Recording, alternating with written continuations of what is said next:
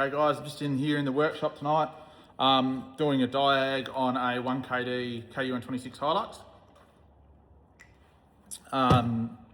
Blowing blue smoke and knocking in the top end. These are pretty common with a few different issues: injectors, bottom ends, pistons cracking, etc. So we've just pulled the injectors out of it. I know everyone's going to say, oh, I already know what it is. Yeah. We just wanted to prove what it is. We need to actually verify it, and it doesn't take long to get the injectors. It's taken us an hour to get it apart, another 45 minutes to put it back together. So we've pulled it apart. We're going to stick a bore scope down in the bore, and we're going to take a look at the pistons and see what we can find. Okay guys, so I've got the scope in cylinder 3 at the moment. I'll do my best to see if I can show you there.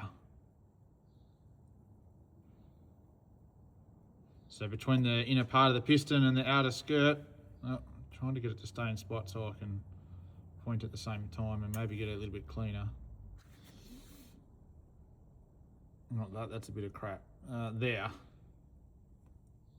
It might not look as clear on the phone camera, guys, and I do apologise, but I can actually see it.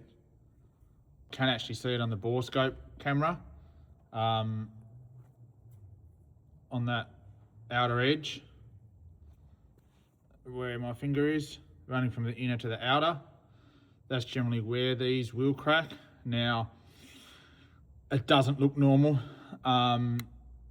It's more obvious on the camera, guys, and I apologise that you probably can't see it as much as I can. And there's also another hairline crack running that way. So more than likely, it looks like it's a hairline crack. Now, some of you out there might say, why'd you bother pulling it apart if you think that's what it was? Well, it doesn't take long to get the injectors out of these. It took me an hour, take me half hour to put it back together so we can still move it because I don't have to push it. And I just wanted to verify that's what it was. It looks like it's a hairline crack in number 3. Number 2 looks a bit suspect as well. Pretty common in these, so we put it to the customer and see what they want to do. But yeah, that's why we did in this. I'll give another example. We've actually got a Ranger in here at the moment too, a 3.2. Pissing out water out the tailpipe, common on those too. Bypassed the EGR cooler, drove it for a fair while, still doing it. It's either got a head issue or a block issue. So we've put the 3 options to the customer for that one.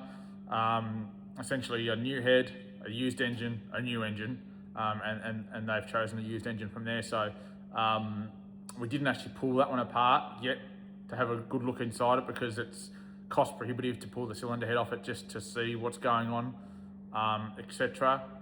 And it wasn't worth doing that. We knew that there was definitely an internal issue. This one, it was only going to take us an hour to do it, so we've pulled it apart and yeah, it looks like it needs a piston.